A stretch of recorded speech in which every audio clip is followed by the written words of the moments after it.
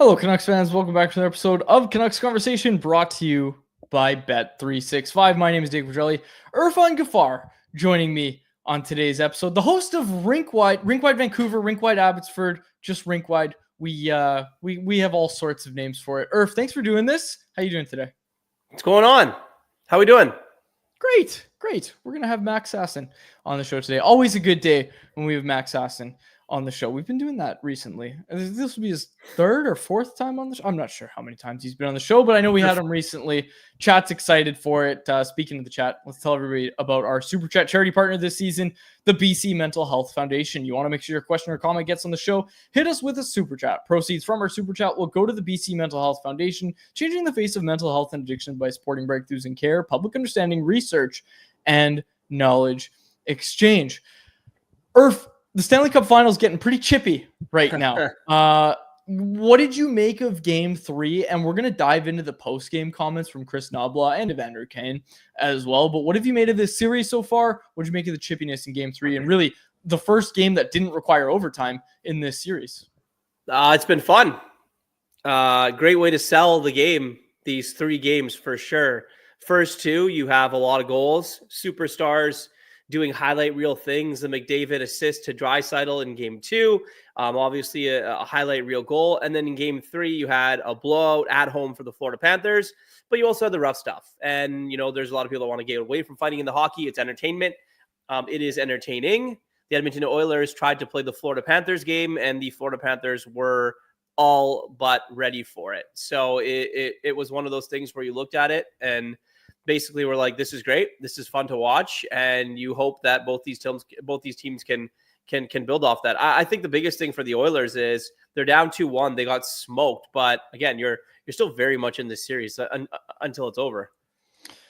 I mean, we all picked Oilers to start the series. Did you also pick Oilers to win this series? I did. I did pick the Oilers until I saw Sam Bennett do Sam Bennett things and Brad Marchand at 37 years old being an absolute menace out there. Was just about to ask you, are you moving off that pick? Yeah. I know you can't move off that pick, but do you feel like it's going the other way?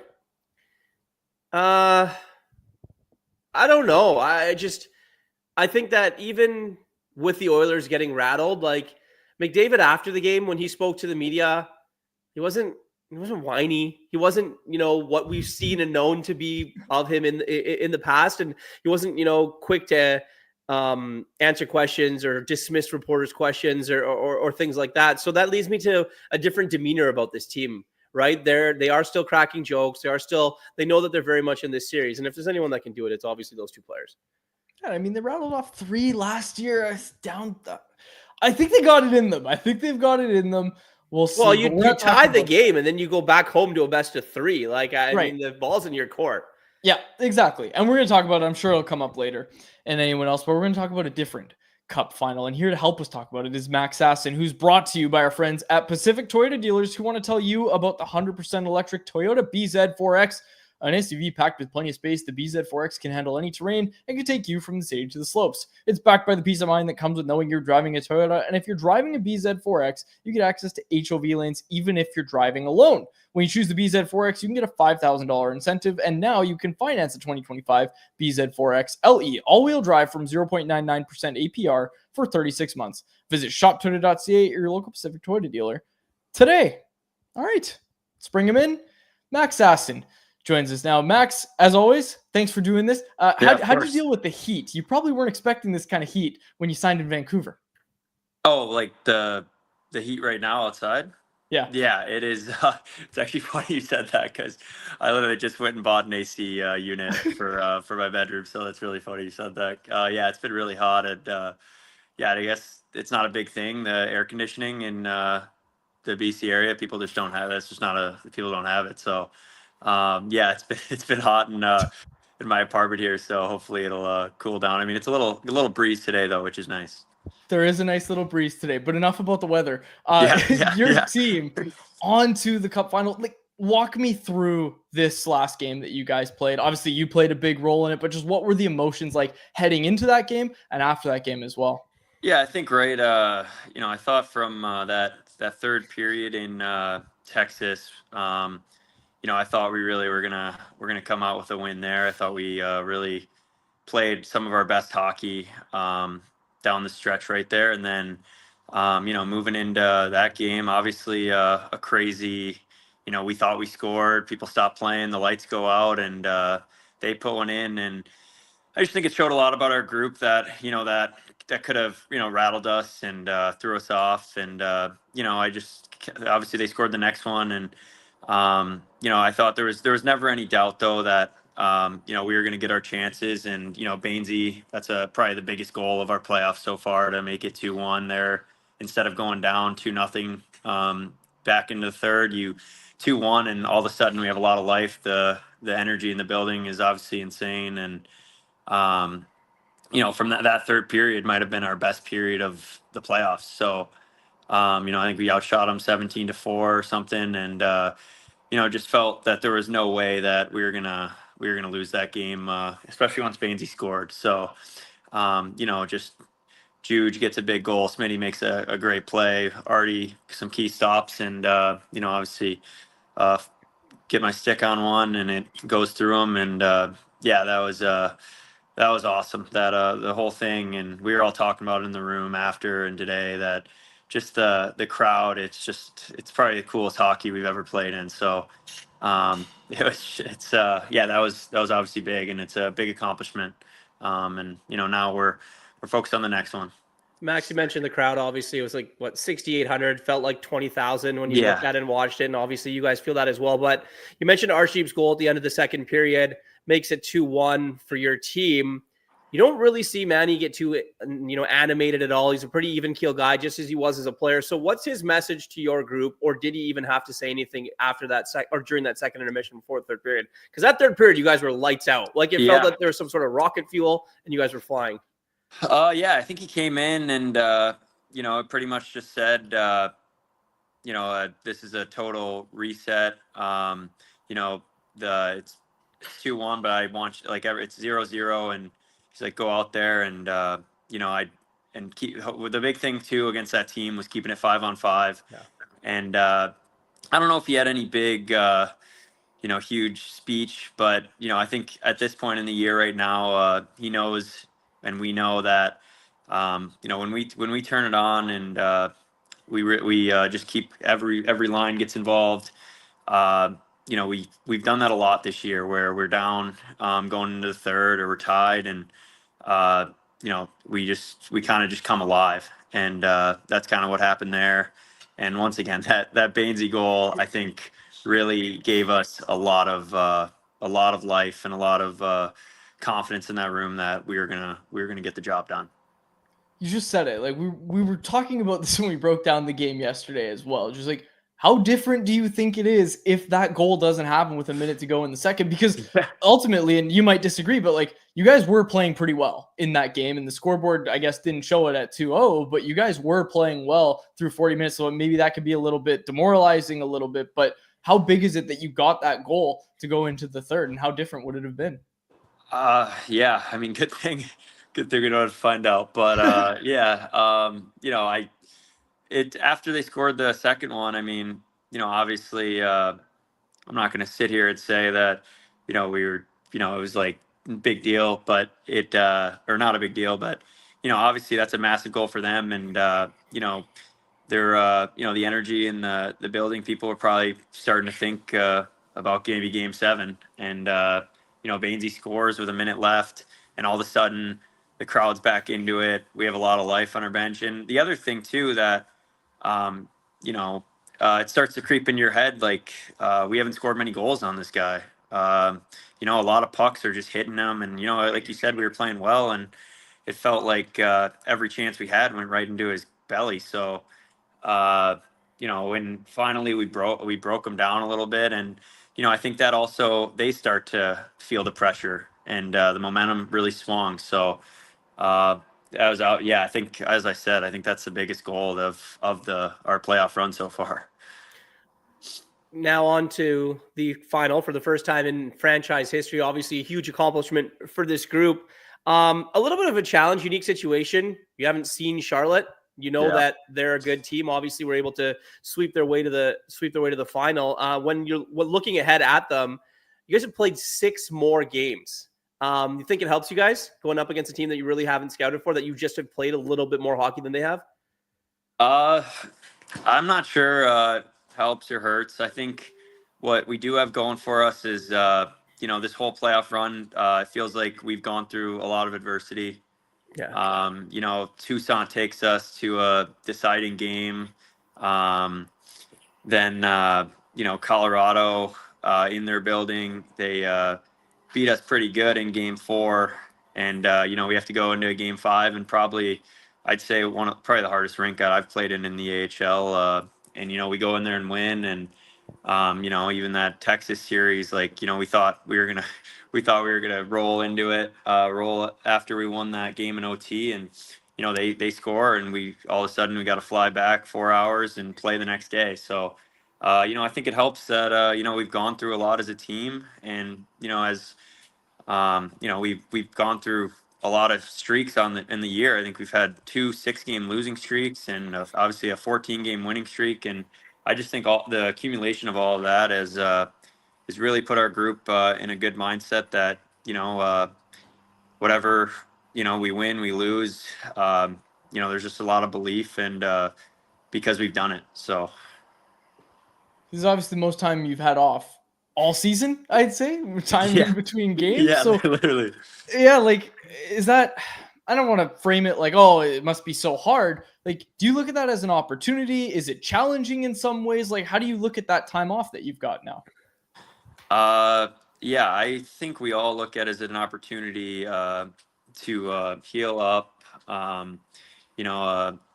Some guys skated today, some guys didn't.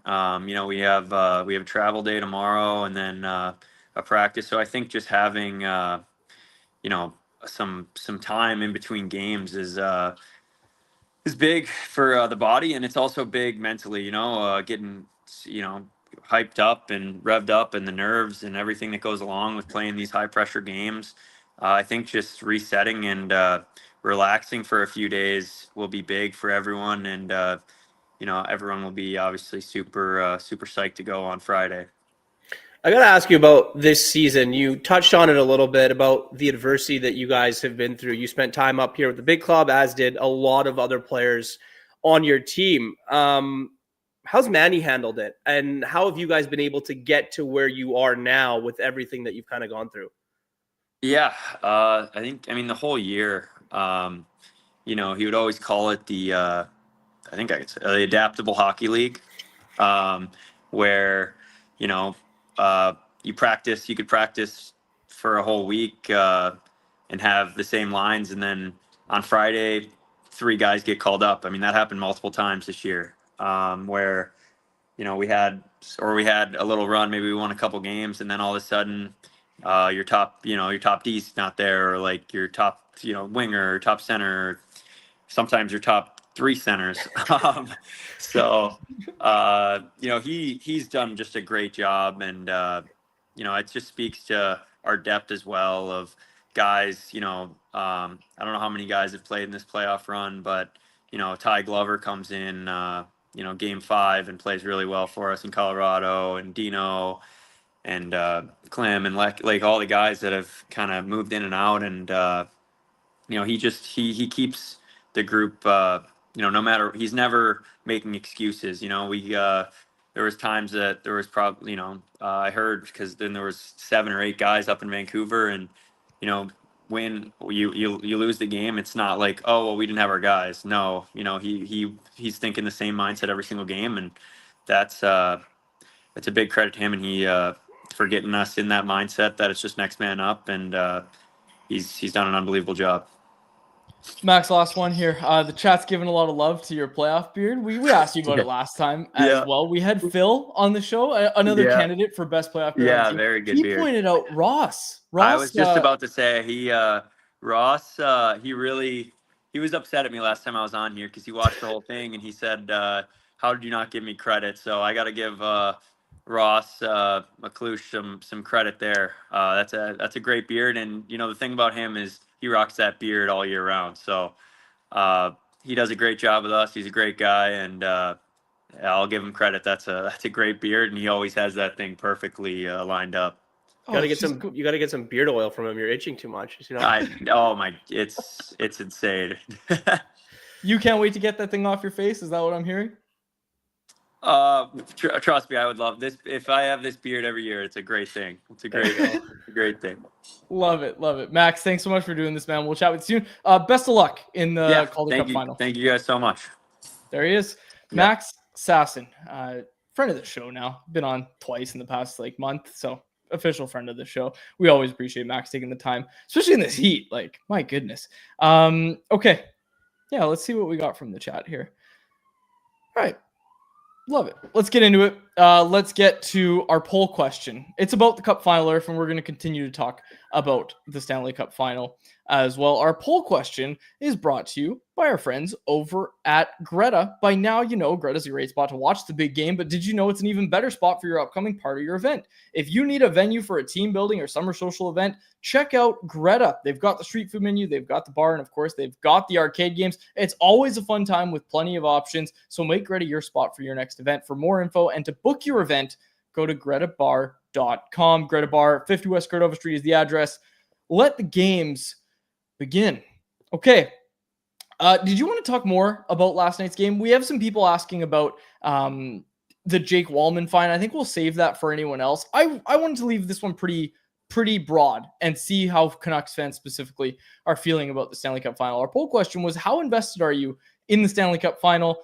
The options were, I'm not missing a game, I'm watching some, I'm following on social media, and I do not care. Right now, leading the way with 43.7% of the vote is I'm watching some.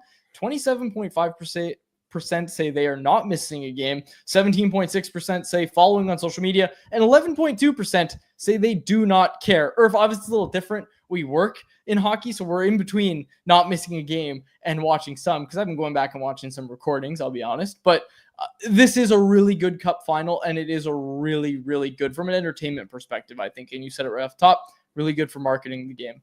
I'm a bit of all four of those, I think, to be completely honest. Yeah, I mean, look, it's the best player in the world in Connor McDavid, and probably the second best player going up against, a Florida team that's been to its third straight finals now. And from the Florida Panthers point of view, you've got the characters on that team, Matthew Tkachuk, Sam Bennett. You've got Alexander Barkov, who's probably the best two-way center in hockey. He is. He obviously got the award for it. And then you have, the goaltender and Bobrovsky, and obviously the goaltending situation in Edmonton. There's a lot of storylines with these two teams. And on top of it all, it's a rematch. The thing about the people not caring and following on social media is we hit it off the top with Max. It's hot. It's nice out. There's a lot of things to do in Vancouver. There's a lot of other stuff going on than sitting down at 5:00 in the afternoon local time to watch the Edmonton Oilers play hockey. I feel with some fans that are like, nah, I'm not watching. I'll follow it on social media and I'll do whatever. But again, I go back to what you said. We work and we get paid to talk about it, so we have to pay some attention to it. But yeah, I think it's been fun. I think that, the back and forth of it has been great. You mentioned the Wallman fine. Whatever. It's water. The best part is Boucher in the box getting mad. Did you see it on the American feed? He was banging the glass. Brian Boucher was banging the glass at Wallman to stop spraying water on the I did see this. Okay. Yes, I did see that. What did you think of that? Standing there. You're in the middle of it. It's the best place to watch a hockey game. And you're worried about your suit getting water on it? I know. I thought it was a little weird. I was like, just hide behind the glass, which is what he was doing anyway. And then he hit the glass. Oh, it was great. I think they gave it to him on TNT on the broadcast as well. But it was just pretty funny to see. I mean, Ray Ferraro always says it's the best place to watch a game. And, just the vantage point and hearing what the players are saying to each other. Obviously, that mute button is definitely pressed a lot when you're standing there. But, yeah, I mean, it's fun. You seeing it now? I was just rewatching the clip. And yeah, he is behind the glass. That's the thing. You're not even in the splash zone. Anyways. It'd be one thing if he reached around and sprayed it at him. That'd be one thing. That'd be funny. I'd probably take the fine for that. Yeah, exactly. I don't think the Edmonton Oilers are too worried about paying that fine. Yeah, that's right. So yeah, for those that didn't see it, it's two $5,000 fines for Evan Bouchard, roughing unsportsmanlike conduct. Yeah, like people were asking what we thought about it. That's all I think about it, is that $10,000 is chump change to these guys. So I think it's I think you'll recover. I think you'll be okay. I think you'll be all right. Okay. Yeah, let's get to anyone else. Let's just get to anyone else. I had a few things that I wanted to bring up today. And I mean, we're flying through today's show, but let's get to anyone else, which is brought to you by our friends at the Vancouver Canadians. The Canadians returned to the Nat this week for a 6-game set with Hillsborough. Or no, not Hillsborough. This is an old script. What the heck? I'm all over the place today. You know what happened, Irf? They're back today. Well, you know what's happened. You've heard about my planter, right? Your what? My planter. Has this not made its way to you? I guess you weren't on the show. You would have no way. What, Jacob's not talking about my planter with you when he's doing rink wide? No. I built a planter. This is option 4. Don't care. What's up with it? I built a planter. Out of wood. I built a planter, and I had to seal it. And when I sealed it, you use this green stuff that smells really bad and it's really toxic. And I got some on the ground, so I was like, "Oh, I got 15 minutes before the show starts. I'll do my sealer." And then I spilled some, so I had to clean it up. And it, anyways, basically, this is all just to say I wasn't as prepared as I should have been for my scripts today. But I did the Max interview prep earlier in the day, so that's all I needed. That's all I really needed. But let's get to anyone else. It was Dog Day of Summer tonight at the Nat, so make sure you bring your pup to the park. There's a nooner at the Nat on Friday the 13th. First pitch is at 1:05 p.m. Perfect time to get your weekend started early. And on Saturday, it's Blue Jays Day. The weekends with a White Spot Family Fun Sunday. Bring the kids and watch them run the bases post-game. For tickets, call 604-872-5232 or check out CanadiansBaseball.com. We were just talking about things to do in the Sun Earth. A Canadians game is one of the best to do in this city, if you ask me. Yeah, if not the best. Nooners at the Nat, they're great. All sorts of stuff is great. They've got a lot of Blue Jays prospects that have been up and playing very well for the Vancouver Canadians. So yeah, it's fun, and that's a great place to be. Yeah, absolutely. I wanted to ask you about this. Calder Cup Final means playoff revenue. The playoff tickets are getting a lot of attention because I think there was a glitch on Ticketmaster that made everybody think it was sold out. The whole series was sold out within 10 minutes of Abbotsford winning the Western Conference Final, but it is going to be sold. Like, they are going to sell out that building, and it is going to mean playoff revenue. We know the figures for NHL, or we have a rough idea of what an NHL playoff date does for you. What does a Calder Cup Final bring in terms of revenue for a team? I think it depends on the market, if I'm being honest. I also think it depends on where the games are. You know, the games in Abbotsford are going to be sold out. They have been. It's been 7,000 people plus packing that barn every single time. You know, the team has played this postseason. Max talked about, you know, them feeding off the energy of the building and all that. As far as the dollars and cents of it, yeah, they're going to make some money. But I think a team like Coachella, I think a team like Charlotte, I think those types of teams would probably benefit a lot more, whereas there's not much other stuff going on. There's no big club. Really? Like, if you're a fan of the Charlotte Checkers and you live in Charlotte, you can't drive 2 hours and go to Florida to watch, you know, the NHL team. So I think that obviously has a lot to do with it, where people decide to spend their money. But yeah, I think look, you make it to the final, the building's full. You're obviously going to make some money. And I think for the organization, it's a good thing. It's a feather in their cap, right? They've obviously assembled this team in a way where they've played 6 more games now than their opponent. I know they didn't want to, but they're heading to the final. And, you know, you see the Canucks, you know, social media now doing a lot more. You see the Canucks with their branding out there a lot more. You know, they're selling jerseys outside, Vancouver Canucks jerseys and things like that. So it's a collaborative effort. And they should definitely both be happy about it. At the end, they're not competing with each other. It's the same goal. Well, their business is business. And the fact of the matter is the big team didn't do it. They weren't up to par. And now the little brother in Abbotsford's got to take you to the final.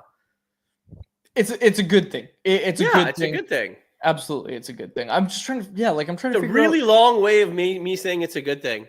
Did we hit do you think we hit the 2 million that they were hoping for with a couple NHL playoff home dates? Do you think we hit the 2 million mark? Well, I mean, their building is so much smaller. right? Rogers Arena holds what? 18,000? 18,000. Yeah. You need 2 games to do that. You need Yeah. two games plus to do that in Abbotsford. Yeah. So it's obviously going to be tough, but I mean, look, you make $1 million off 3 playoff home dates. Like, I think I'd be happy with that.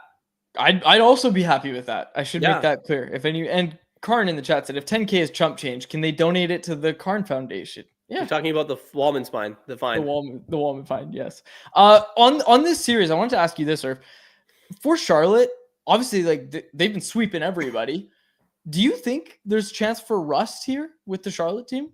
Yeah, it's funny. We talked about that with Tyson Cole when we did the post-game show. And I don't know, rust. I think that you have to feel good about yourself if you just swept the best team in the league. Like, you know you're doing something well. I'm sure their coaching staff has got them prepared, doing practices, doing video session, getting ready. I'm sure they've watched the series of Abbotsford and Texas and the way that series ended. But the Abbotsford Canucks have been playing meaningful hockey for quite some time. Like I mentioned, they've played 6 more games than their opponent. Like, that's a lot of hockey. They're about to go on one long-ass flight, too, to have game 1 and 2. So they're leaving a day early, being able to get the practice day in and then play on Friday night. And then also there probably won't be a morning skate on Sunday with the game being so early out there as well. So you get your practice time in. I'm not entirely sure who it benefits. I think rest, you always want to rest. Sasson pointed it out, get off the legs and things like that. But also just being in that everyday mindset of, okay, I got a game in a couple days. Whereas Charlotte, they don't have a game in a couple days. You get over a week off. This is a good question. I wanted to get to this one as well. And we just got a lot of Abby questions coming in, so let's just fire through them all. There's a lot. I like it.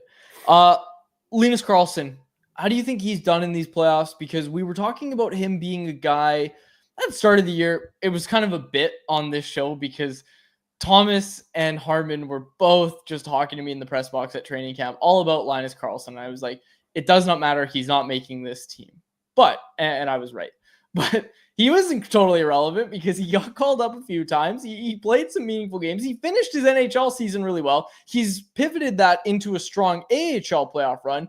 Do you think Linus Karlsson, a guy who's going to require waivers, I'm not saying he's going to get claimed off waivers, but do you think Linus Karlsson is kind of carving out a spot for him in pencil on that NHL 4th line for next season? Yep, absolutely. And that's what this management group's looking at. It's looking at who do we look at right now that is playing this well in meaningful games and isn't a liability. And who can we pencil in to fill out our 3rd and 4th line? Who do we think that's good enough, even if they're on the 3rd and 4th line, that we can bring up to have a bigger role on this hockey team? And he's been that player, right? I mean, he's visible every single night. He's got what? I'm just looking at it right now. He's got 18 games, he's got 9 goals, 8 assists, 17 points, and a +2, right? 51 shots on goal through 18 games. Like that is a very large shooting percentage. And he's a guy that's become a leader on that team, right? He's a guy that, when the game is on the line, Manny Malhotra wants to put him out there. So to answer your question about, maybe circling a roster spot, it's definitely him. I think the organization hoped it would be Jonathan Lekkerimäki. I think fans that cover that team or fans that watch that team hope it would have been Jonathan Lekkerimäki. Yeah, and cover that team, hope it would be him as well. But the fact of the matter is it's not.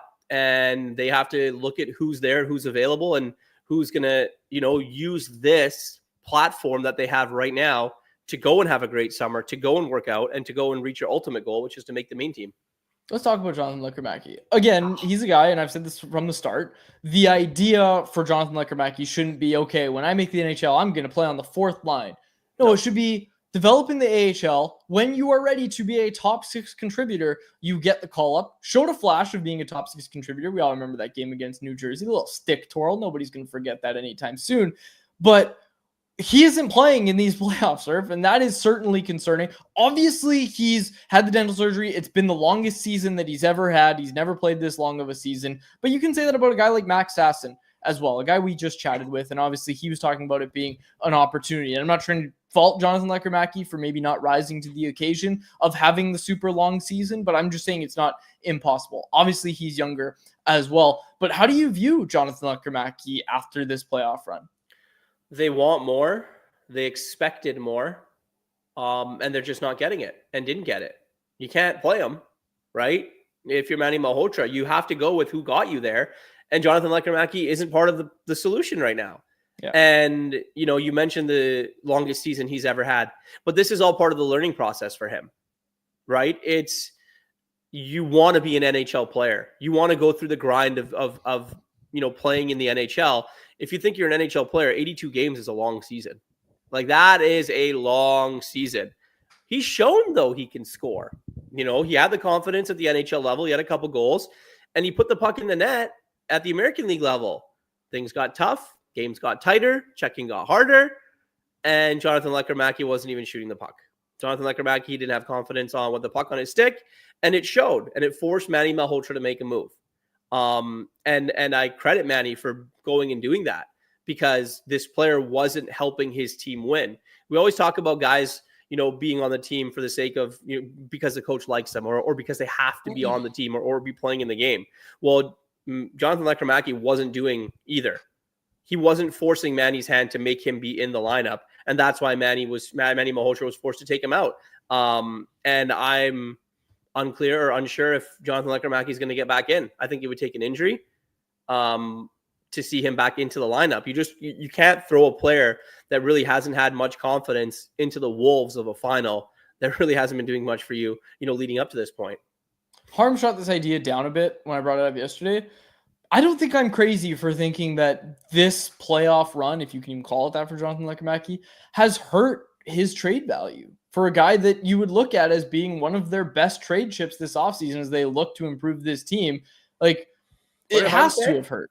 Harm basically just said, like, I don't think it matters too much because teams, and actually I don't want to misquote Harm. He did shoot it down a bit though when I said, are you concerned at all? I just don't want to misquote him. So I don't know exactly what he said, but he did shoot down the idea. I'm not going to shoot down your idea, but I'm going to say, if you're an NHL team that's looking to improve your roster, because that's the name of the game, it's get better. And you're looking at the Vancouver Canucks, and maybe Jonathan Lekkerimäki isn't the piece, but he's something that's going, if there's something else you want, is Jonathan Lekkerimäki's name going to be included in a deal? If you're another team, judging by his performance, probably not. Mm-hmm. I don't want to say that and say that, it's hurting him. I just don't think that teams are going to be that excited about a guy like Jonathan Lekkerimäki when what we've seen is very, very small sample size. And in the big playoff games in the farm team, when he's shown he can score, he hasn't shown up. Yeah. Right. Yeah. And I think it needs to be a big season. He's young. Look, let's not rip Jonathan Lekkerimäki and say that he's not going to pan out to anything. We're absolutely not saying that at all. I think he needs to use this as motivation and go have the absolute biggest summer of his life and come back next season wanting to earn a roster spot, wanting to have, Adam Foote make a tough decision, wanting to show Patrick Allvin what he can do. And that's basically the name of the game for him right now. That's the other thing I talked about yesterday is just like, he doesn't have time to start that offseason because that offseason's delayed now because of a cup final. And I'm not trying to be negative. Even then, Quads, like, he's still skating. He's still working out. He's still part of the team. It's not like he's just sitting in the he's sitting in the press box every game, but it's not like he's not having the opportunity to work out. It's not like he's not having the opportunity to get ice time. Like, he is skating, he is working out, and he is doing these things. So in his mind, the mindset has to be, okay, I'm not playing these games. Let's use it as motivation. I can't sit here. Yeah, and I can't sit here and whine and complain and pout about why I'm not playing. I should know why I'm not playing, and I need to address those reasons and get better. Same goes for a lot of guys on the big club. Absolutely. Absolutely. Here's another question. This is a good one from Erwin Aquino in the chat. Said, chances Manny Malhotra's success means he gets poached by another franchise. I'm not sure if you saw this, Surf. The betting odds, at least one of them that was tweeted out. Yeah. And Manny Malhotra is the odds-on favorite to become the Dallas Stars' next head coach. What's your answer to the question? Chances Malhotra's success means he gets poached by another franchise. Well, there's only one other franchise to get poached by right now.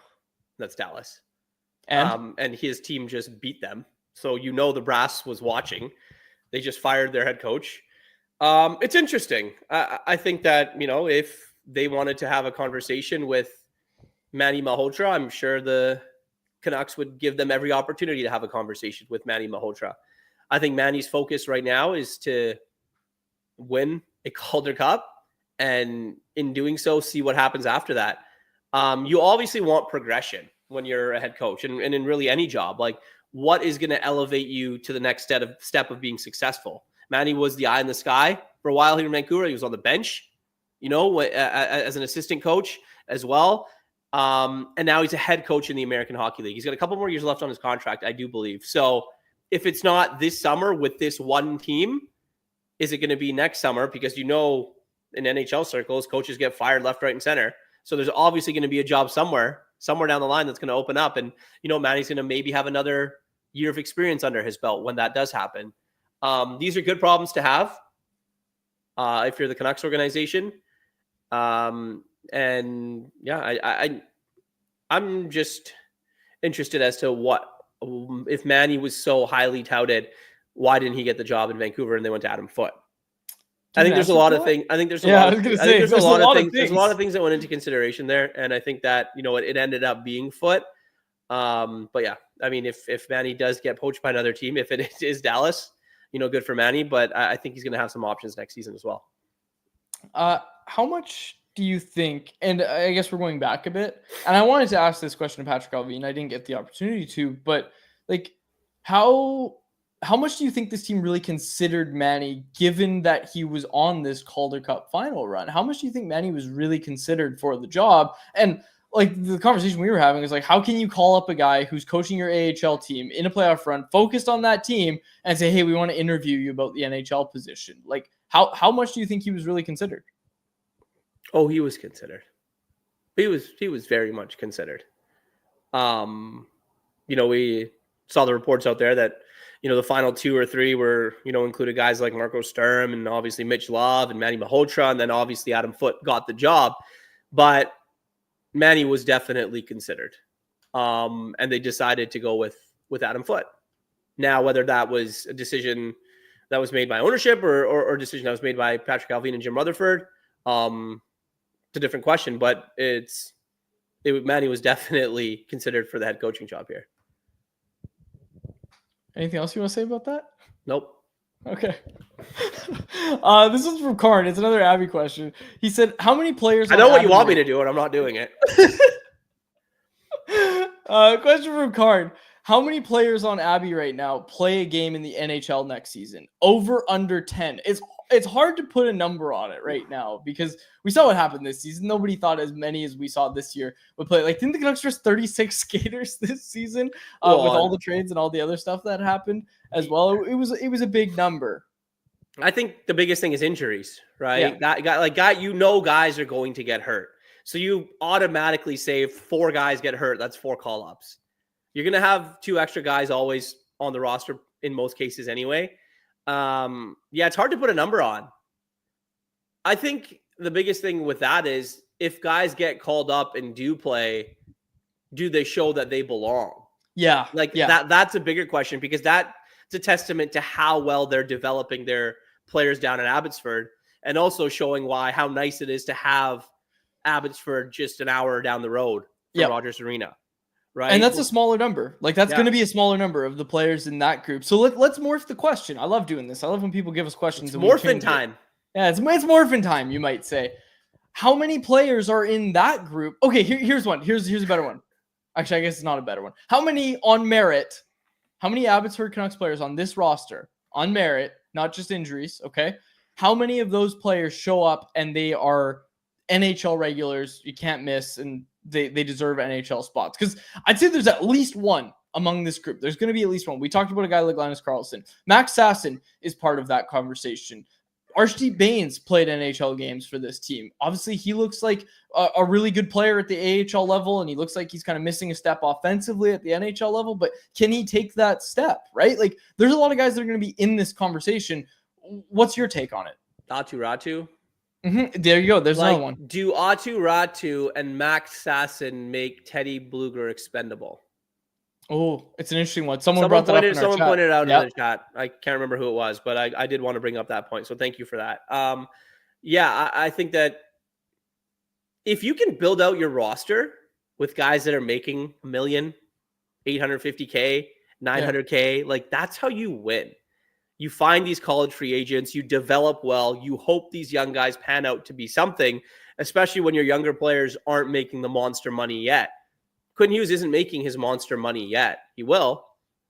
Elias Pettersson is making his monster money. So, and you're going to definitely have to go and find another scoring winger somewhere. So you're going to be spending some money down the road, but you don't want to allocate a lot of your money to buying pieces when you have these pieces in your farm system. And I think the Canucks do have at least a handful of guys that they know that can come up and not hurt them. You mentioned Archie Baines and the offensive game. He's found it in Abbotsford, but Abbotsford, obviously, it's a different level to the NHL. So the NHL, you might have to change the way you play a little bit. You know, if you're going to be an everyday NHLer, are you going to be a checking guy? Or can you be a guy that, you know, can put the puck in the net? And that's what Archie, you know, is going to have to figure out here down the road.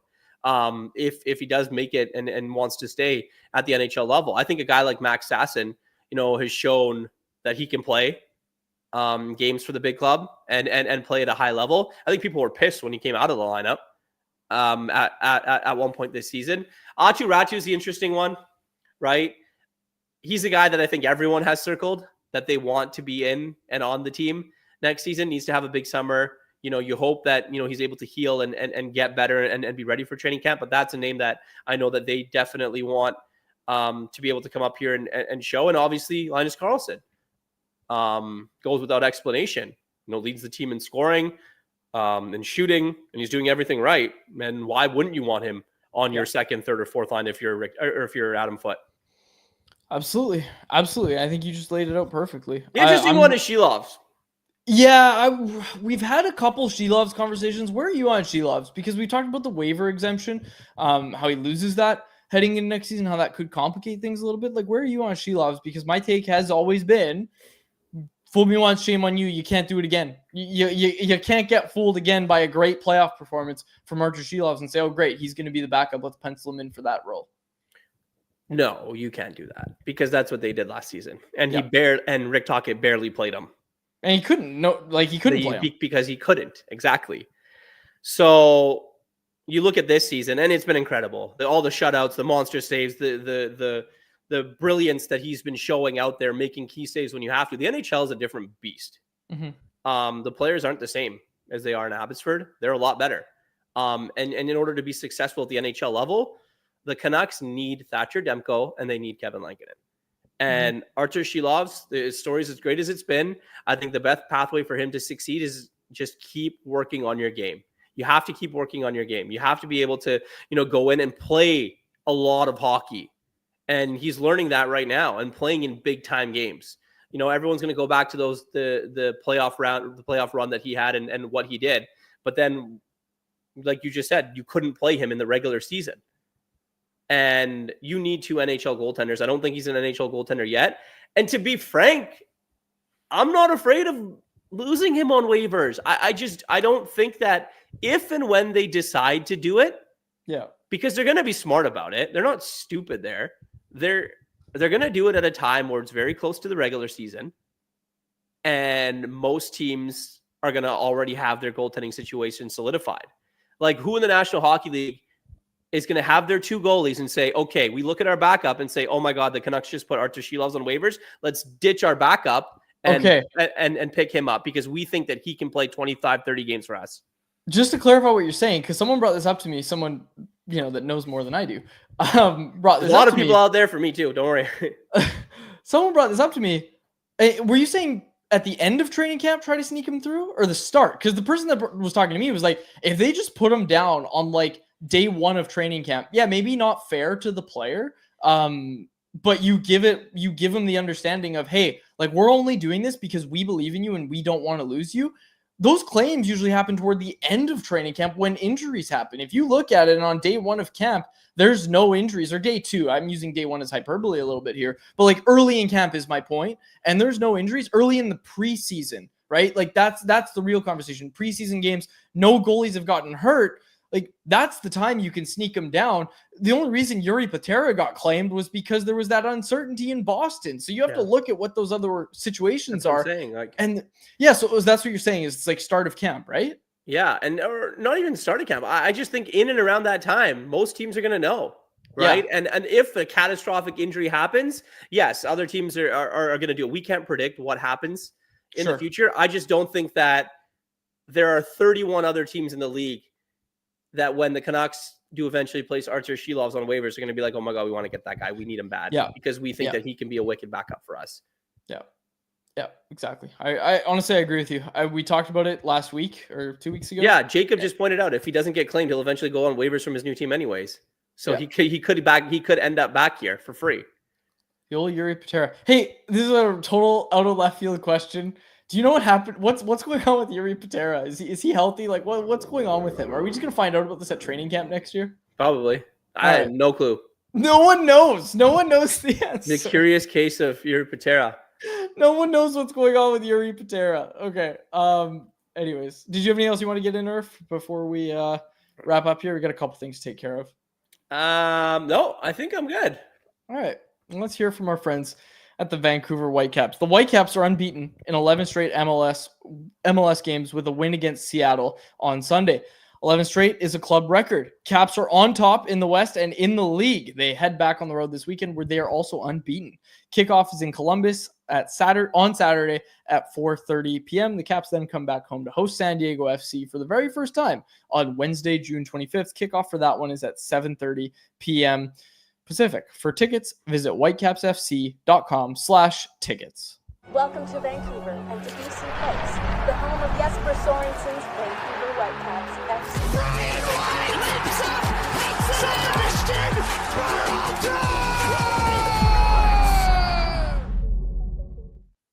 All right, let's get to our Bet365 bet of the day. Irf, I like to do baseball bets right now. Okay, this is what I like to do. I'll give you a good one. You're gonna like this. Okay. Do you know who Logan Evans is? I'm just going to guess not, because he's a Mariners prospect that is getting an opportunity because the Mariners have some injuries in their rotation. Nope. Jacob reminds me I'm not allowed to use the word lock in this segment. No, you aren't. And you're also betting on a Mariners prospect coming up to the majors. There's nothing wrong with that. I bet on Macklin Celebrini all the time to get shots, and he's 18 years old. Okay, now, Logan Evans has made a few starts for the Mariners already. He is facing the Arizona Diamondbacks, who do strike out a fair amount. Right now, you can get Logan Evans to get 4 or more strikeouts at plus 115 odds over on Bet365. And that is what I'm taking, because Logan Evans has had really, really good starts for the Mariners. He's run into some, he's had players make errors on him. He's had different adversity that's caused him to not go super deep in games. But I would like to point out the last time Logan Evans took the bump for the Mariners, he pitched 8 innings against the Washington Nationals. Before that, it was 6 innings against the White Sox. Before that, it was 6 innings against the Padres. Last 2 starts, okay, he had 4 Ks against the Nats. Then he had 7 against the White Sox. And today it's 4. I'm taking it 4 against the Diamondbacks. Logan Evans strikeouts. Heard it here first. Make sure you watch Mariners Diamondbacks. Exhilarating baseball right now. I like that. Yeah. Brad Marchand to win the Conn Smythe. Ooh, what do you get that at right now? Yesterday, you could get it at plus 1,200. But yesterday's price isn't today's. Plus 500 now for Brad Marchand to win the Conn Smythe Trophy. Wow. He has the third best odds. Sam Bennett, Connor McDavid, Brad Marchand. Wow. Okay. So plus 1,200 yesterday, plus 2,100 yesterday, plus 500 today. All right. I like it. All right, Irf. Thanks so much for doing this, man. Appreciate you filling in for Harm. Gentlemen, no problem. All right, so we're either going to not do a show tomorrow or do a show. We're going to do a show if there's news, is basically our policy. Harm will be back tomorrow if we do a show. If not, Thursday will be a really good show. Make sure you tune in for that one. We've got Family Feud. I've got all the survey responses ready to go.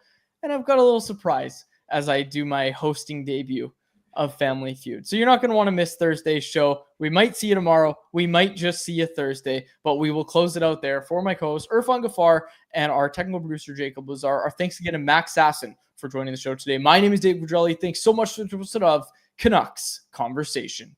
Canucks Conversation is live Monday through Friday, every weekday at 2 p.m. over on the Canucks Army YouTube channel. Make sure you like, subscribe, and interact in the YouTube live chat every day with us, folks.